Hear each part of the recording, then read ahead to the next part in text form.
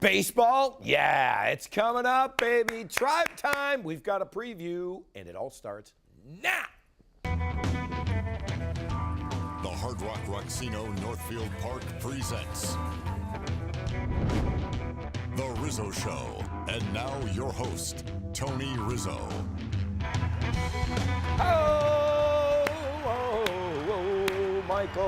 Indian fever. Be a believer. You know, we've had some great Indian songs, haven't we? Mike should have sing them all for us tonight, folks. You're welcome in before the night is over. advance. You forgot your guitar. Oops. Welcome to the Boys of Summer edition of the Rizzo Show. Joining me is my co-host, Chief Wahoo fan himself, Mike Polk Jr. Michael, how was your week? It's pretty good so far. Actually, I'm excited about Indians baseball. Just got back from spring training, as you know, and had a good time out there in the sun, and now we're back in this gray, miserable nonsense. Well, it's time to forget about the combine, kids, the Cavaliers drama, and let's talk a little baseball. What is on the horizon this year? Well, the best manager in baseball, very optimistic. You know, everybody this time of year is excited. You should be. You know, everybody's glass is half full. It should be. I think we have genuine reason to be optimistic. I mean, we won 102 games last year. We have some changes, not a lot. I would say for most, we've had less change than most teams, which I think is good. Now it's on us to get ready for a long season and try to see how good we can be, and that's fun. You know, Terry is such a good manager. I want to remind everybody, the Yankees are going with Aaron Boone this year. Aaron Boone has managed, let's see, he's not managed. No, not at all. Do we have the edge there? It's a good thing because they signed Stanton and they have Judge, so we're going to need him, right? I think we should appreciate every year that we have with Francona. Obviously, you know, Tough year for him, his too. health is an issue. And his father was last year, and this is probably the best place for him after a situation like that. Wouldn't you agree? Being around that clubhouse that he's always known and whatnot. I mean, I think that's probably a healthy place for him to be. How much longer he's going to be here, I don't know, but we should just appreciate it because he really is the best manager in baseball. You know what? To your point, I think we can always feel good about the Indians as long as he's going to be there. Yep. And we have pitching, okay?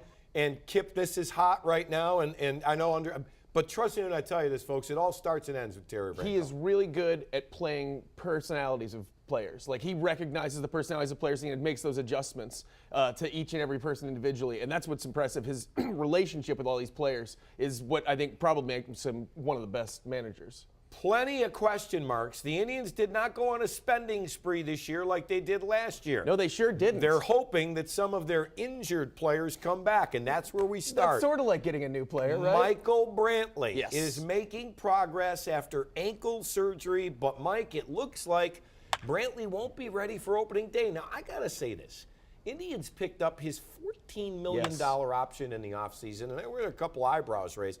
I wonder if they knew he was not going to be ready for opening day, would they still pick that up? That's a good question. I mean, that was a very controversial move at that point. I do like, though, that they're not rushing him back because I think that's the problem that they ran into last year. And he's the kind of guy who wants to get out there and everything. You got to be smart about this. He's 30 years old. He's got this injury history. We've got depth there. You got some young guys to play behind him, so please take your time. I don't care if he doesn't play for 2 months. It's a long baseball season. You just don't want him in and out of the lineup, exactly. which I understand. Yeah. When healthy, he's darn good. I just don't remember. I'd have to like, when was that? That's the thing. Yeah. That was quite some time ago. Well, if Brantley isn't ready, they've got a 6'5" guy to take his place, and that is Bradley Zimmer. I thought the Indians missed Bradley Zimmer last year in the playoffs. He broke his hand early September, Michael. We really missed him down the stretch. Especially in the field. I mean, that guy can cover, he from center field, I think he can cover all three positions somehow because he's Look at that. I know, he's just sick. You know, he strikes out a lot, but other than that, I mean, he's young. Don't we all? Yeah, honestly, more than usual lately. No, but it'll be great to see him back. And you're right. I think that was a big thing that was kind of a quiet injury that we all just kind of ignored and said, oh, that stinks. But he was a big deal last year for us. Zimmer spent his time this offseason healing. He knows what it takes to get back on the field. My main thing was just my health, you know, at first, just getting back to where, you know, I can do everything I do, you know, without even thinking about my hand or anything like that. So, so once I was good with that, I mean, it was just going about my usual business, you know, defense, base running, hitting. But I think the biggest thing for me this year is going to be consistency at the plate. So put in a lot of work this offseason. And then I've been working again with Vambo here, so just continuing to have that consistency throughout the season, I think, is going to be huge for me. I think the whole key to the Indians this year is to stay healthy. Yeah. I mean, if they stay healthy, they're going to be in this thing. From the outfield to the infield, and really the only move the Indians made was finding a replacement for Carlos Santana. Yonder Alonso was signed as a free agent. He was with the A's and Mariners last season. He hit a career-high 28 homers, 67 RBIs, signed a 2-year, $16 million deal. People are wondering if he can keep up the home run pace. That's the number question. one, that was a career high for him. But number two, a lot of people feel like offensively and even defensive, you don't lose a lot with Santana to Alonso. Right. I mean, that's the key, though, is he had a breakout year last year. We just got to hope it wasn't a fluke. He changed his batting style all of a sudden. That's a weird thing, I think, at some point in your career to just say, oh, I'll try something different. And it paid off last year. And it's just a matter of if it can carry over, and, I hope that it does. Speaking of infield, what about Jason Kipnis? A little mystery. Started the spring red hot.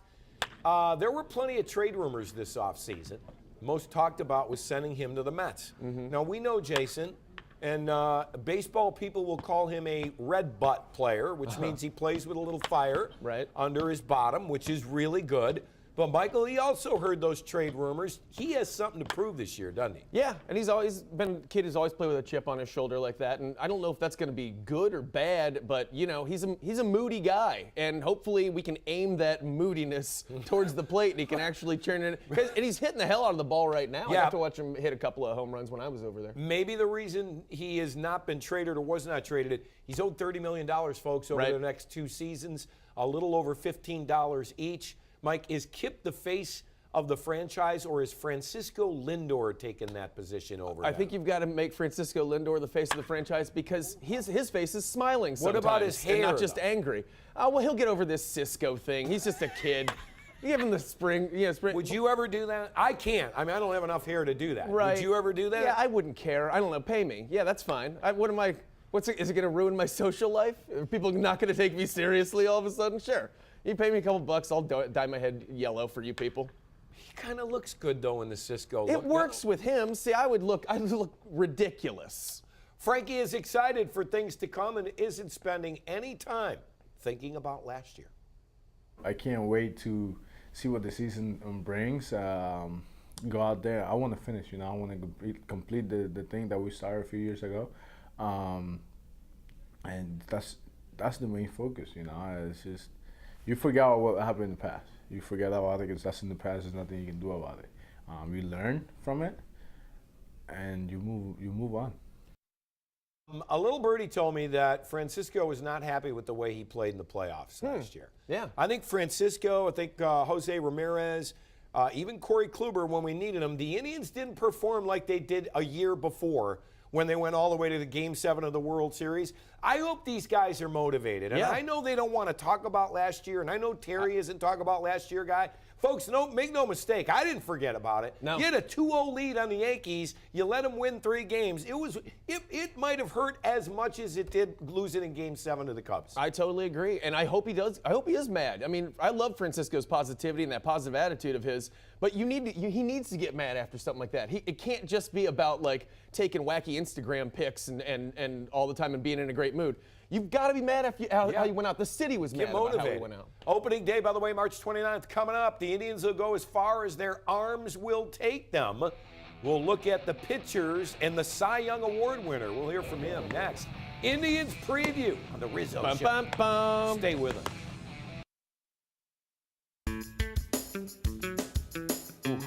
So the Yankees signed Giancarlo Stanton, right? Yeah. Just another bat for us to strike out. Wow, that's optimism. Welcome right there. back to the Rizzo Show. It is time to talk about pitching, and we start with our opening day starter, ace Corey Kluber. Wasn't himself, Michael, in the postseason. No. We've talked at length about that. Yes. Do you think there are any question marks coming into this year, or was it just a workload issue? I feel like, I don't know. Who knows? Nobody really knows, and anyone who says that they do are lying about what happened to Kluber at the end of the season. Of course, there's talk about his health. There were talk about putting too many innings on him, but he's still the Cy Young winner, people. He hit a bad streak towards the end. It's hard to condemn this man who's done nothing but pitch excellently for us forever. He was 18-4 Yes, last year. right. His ERA in the American League was 2.25. Yeah. And he struck out 265 batters. The problem is, in the big game, he wasn't himself. Right. It's the best way I could But put he's it. earned the benefit of the doubt, is what I'm saying. You know, he's earned the benefit of the doubt. From Kluber to Bauer, the most interesting Cleveland Indian. Yeah, one of the most interesting Clevelanders, in my opinion. He won a career-high 17 last year. Yeah. Probably celebrated by buying himself a new drone. Most likely, yeah. No, Right. he's an interesting cat. Think about that. Those are 3 pitchers won 18 games, and 17 games last year. We got a hell of a rotation. Well, how about this? In the offseason, he perfected a new pitch other than his fastball. Yeah, what did he call it? It's like the slizzle Ended or up developing a slider a little bit at the end of the last year, just like kind of like trying to patch the hole in the ship. That worked out pretty well. I wasn't really comfortable with the grip, but it was a means to an end. And then this offseason, I've tried to high grade that pitch, modeling off of Stroman's slider and Kluber's slower breaking pitch, slurve. So now he has 10 pitches. Here's a real analysis of him after every time I see one of those interviews with him. I'm so happy that he found baseball because otherwise I'm convinced that guy would be a serial killer. Come on, Michael. He has that look in his eyes where he's just like, if someone didn't put a baseball in his hand and it would have been a knife, we'd be in a much more dangerous situation. So keep on pitching and keep being excellent. I know he looks angry, but really he's not. It's Really? just that's his look. I hope you're right. I fear him. Joining Kluber and Bauer in the rotation this year is Mike Clevenger. Good for him. Terry Francona said he earned a spot, and the fact that Danny Salazar is behind schedule with a shoulder issue. Michael, this guy didn't make the starting rotation last spring, but I think this could be his breakout year. I think you might be right. He's young, he's strong, and he's going to be. I think it'll be good for him to not go into the season knowing he's going to be a starter as opposed to knowing he's going to be in the middle of the rotation. Right. Because you train differently, you pitch differently when you're doing that. So and to add him to Carrasco and Kluber, that'd be and, great. I mean, come yeah. on. So I hope he pays off, and he's been great. Not only will the product on the field be great, but yes, Michael, some great promotions again this season, right? They're the absolute best. The Indians are always nailing it with the promotions. And take a look at one of my favorite promotions of the Indians from yesteryear. All right, enough hubbub. Gentlemen, as you know, the year is 1974, and we are the Cleveland Indians marketing department. That's true. Yep. Now, what we need are some really exciting promotional ideas to get people excited about the tribe. Get them to come out to the park. What do you got? What about Wear a Funny Hat Night, where we encourage attendees of the ballgame to wear a hilarious hat? Funny hats are hilarious. Boring. We need something edgy, something fun. I've got it. How about 10-cent beer night? 10-cent beer night. Hey, I like that. I like that very much. What would happen at 10-cent beer night? Well, people could buy 10-cent beers all night. As many as they want. Absolutely. So if I had $1, that would buy me... 10 beers. 10 beers. That's an excessive amount of beer for $1. People love beer. And they love bargains. I don't see anything wrong with this plan. That's because there is nothing wrong with this plan. We'll get thousands of people together, put them in a stadium. Fans from different teams, so there's a natural element of aggression. Right.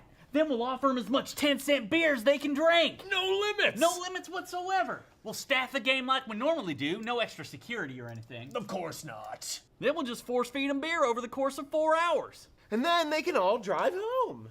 Well, this sounds absolutely foolproof. I see no issues with this, but just to be safe, Daniels, read back that list of other promotional ideas that we brainstormed at yesterday's meeting. Sure thing, sir. Let's see what we had. Bring a sharp, pointy stick to the ballpark day. We had the Chinese throwing star giveaway promotion. We had the Ninja Stars. Yeah, sure. Yeah. Okay. We had bring your pit bull to the game night. Well, yeah, people Very love aggressive, dogs. very aggressive Okay. dogs. Nice. Or Johnson made a new Indians fight song. We could do a whole promotional night where we have a release party. All right, well, let's hear it. You're the winner at every game. That's where the excitement begins. So catch Indian fever. Be a believer with the Cleveland Indians. 10-cent beer night. All right, Edwards, send out a press release right away to the 2 huge financially stable newspapers in our town. Will do, sir. Great job, sir. Great meeting. Great meeting. All right, fellas. We are very good at our jobs. So catch Indian fever, be a believer with the Cleveland Indians. Of course, I was too young to really remember that. Sure. But I do remember the best part about your whole little sketch there was, we don't need extra security. Yeah, don't worry about that. Of all the moves. Don't worry about that. There were people, folks, running Some weird for their choices. lives. Speaking of beer, we've got a great place for you to taste some of the best beer made in Northeast Ohio. When we come back, stay with us. Welcome back to the Rizzo Show. Mike, your 10-cent beer night got me thinking, boy, we should hit the road and check out one of the many great breweries around town. Let's go to the platform.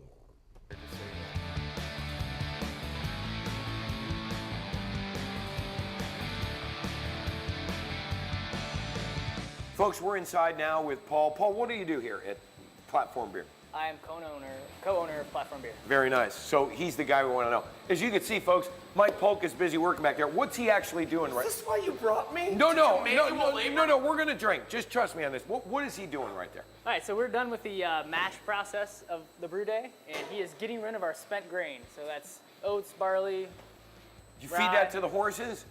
We actually do have farmers that come and pick it up. I'll bet Local they farmers, do, yeah. man. Those oats are great. Michael, you all right there? It's hot and I don't like manual labor. Oh. You know that. Sorry, comedians. They're temperamental. But how many beers do you have? On draft now we have probably 15. Usually have between 15 and 20 of our own house beers. We make variety of batches here at the brew pub, and then at our production facility we can and we keg products to sell in the market. Wow, you guys have done very well for yourselves. I figured since Mike is working so hard, maybe we could get him to taste some of the beer. What do you think? I'm sure he won't complain about that. You ready, partner? Yeah, I've been ready. Let's go. Oh, no, don't leave. You got to finish that. All right, we're gonna start dark, all right? So this is our Lawlessness Porter. Okay. Porter's dark beer. It's pretty low That's alcohol. the smallest 5%. glass he's ever drank out of in his life. I want you to know that. Right. Tasty. See, now, do you like the dark beers? I'm a little more of a lighter guy, okay? But what would we call this? A stout? It's a porter. Porter, Yep, okay? very similar to a stout. We're starting to get into that season Just again. one sip. It's fine, Yeah, but right. that's all right. What is this one? So this is our sweet Yammy Yammy. So Yammy Yammy is a sweet potato ale. It's our version of a pumpkin ale. Nice. We actually use Women love pumpkin ales. So do I. Only Mike would know that, folks. Pumpkin ales. There you go, guys. Want to get That's lucky? very good. Tell Thank your you. girl Yeah, you're very going cool. for pumpkin ale. So you bring these out and everybody gets to taste like that. What does something like this cost? Like if I want to have a little taste. $10, man. Honestly. $10. And you yeah. get these beers, and these are all homemade, fresh, delicious. all you fresh guys. made either here at our location or at our production facility just down the street. Very cool. Again, folks, we are in Ohio City. We're right on Lorraine. This is Platform Brewing. It's one of the hottest places in all of Ohio City. Come down and see it. Ask for Paul. Tell him you heard about it on Rizzo Show. And believe me, these are going to be long gone very shortly. Thanks, Paulie. Cheers. Here My you go. pleasure, Rizzo. Cheers. I'll taste one. I taste Polk's lipstick. Yeah, it tastes like backwash a little bit. By the way, Platform Brewing is collaborating with Michael Simon, and they're going to make a new brew for Platform. One more segment. We'll be right back. Stay with us. Oh.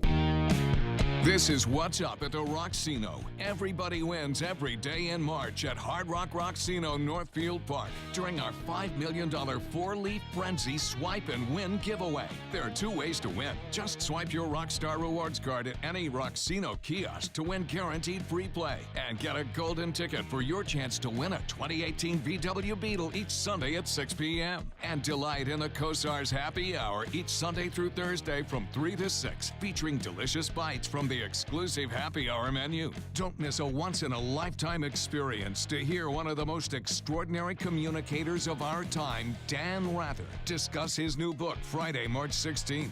In the mood to laugh? Check out local comedic sensation Chad Zumach, live in Club Velvet Friday and Saturday, March 16th and 17th. Find your rhythm at the Hard Rock Rocksino Northfield Park. Vegas experience, Ohio address.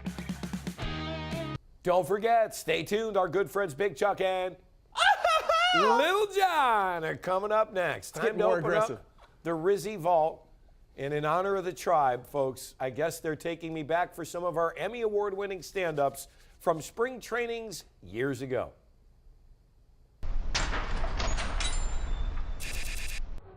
As you can see, there's a new manager in town, as the manager's golf cart no longer says Grover.